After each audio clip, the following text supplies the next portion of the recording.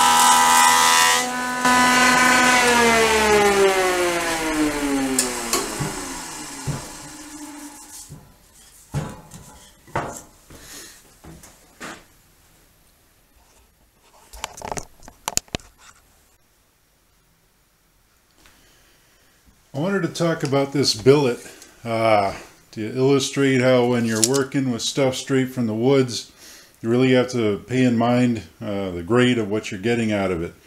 This one has a knot here and a knot there, and you might be tempted just to get it to being square on two sides like this. That was quite a bit of work getting it up to that point, and you'd be tempted to use it like that. But you're going to find these knots will give you a lot of problems when you go to carve it.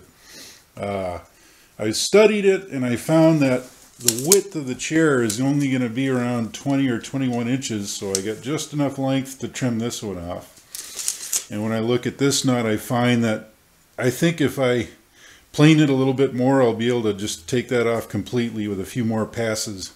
So I think that's just barely usable. You have to think about these things when you're studying your hunks of wood and choosing which ones to use and which ones to toss out. So now that on each billet I got two faces jointed perpendicular to each other, I can make a rip cut to get rid of this rough side, and then I can cut it down to my thickness I want.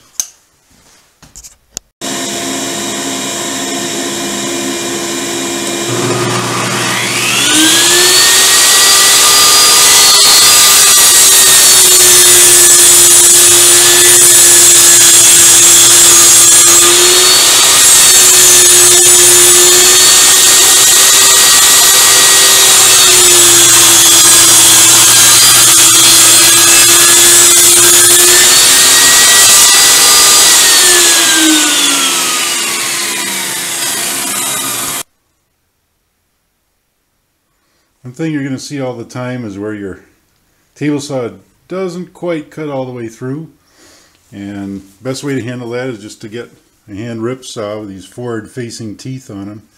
You can set it up on the vise and quickly just saw right through there.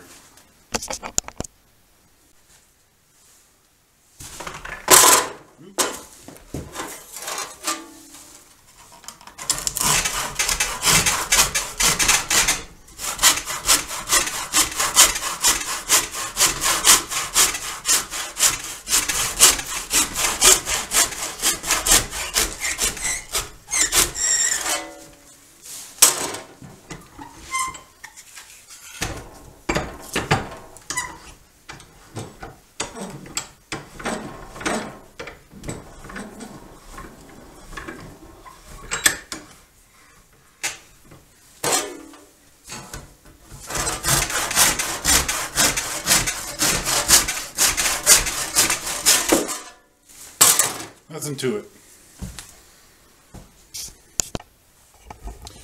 So you're still going to have this little ridge here of the material you just sawed off by hand.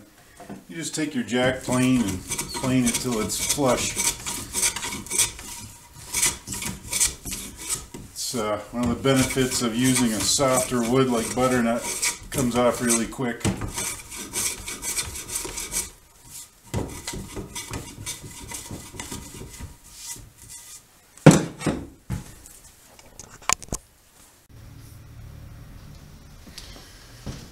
So I got all my pieces cut, and they're wide enough to accommodate the seat bottom.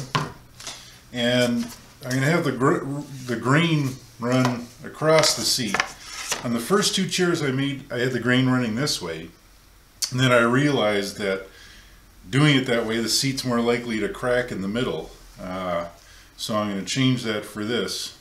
The way that I fixed it with the other two is that on the underside, I put a bow tie shaped Dutchman patch into the bottom to bind the halves together. This one I won't have to do that. But by doing it this way, it means that this little back piece here, I have to put a mortise and tenon to stick that in there. Otherwise it would just break off too easily. Have the grain run this way. So I'll just cut the trim off here and use that for my back piece. Does mean I have to put a mortise into the seat.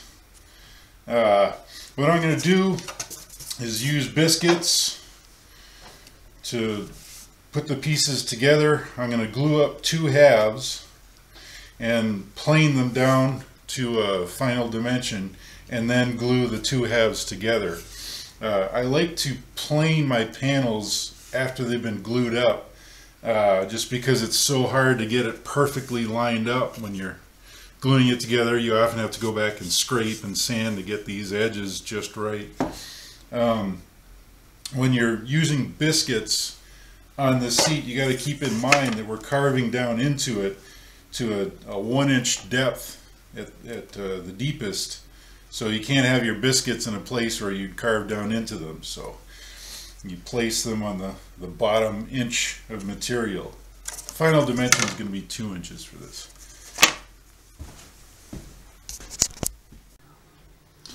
Real quick, I wanted to show you the two bow tie patches I put on the underside of this just to keep the chair from wanting to crack down the middle.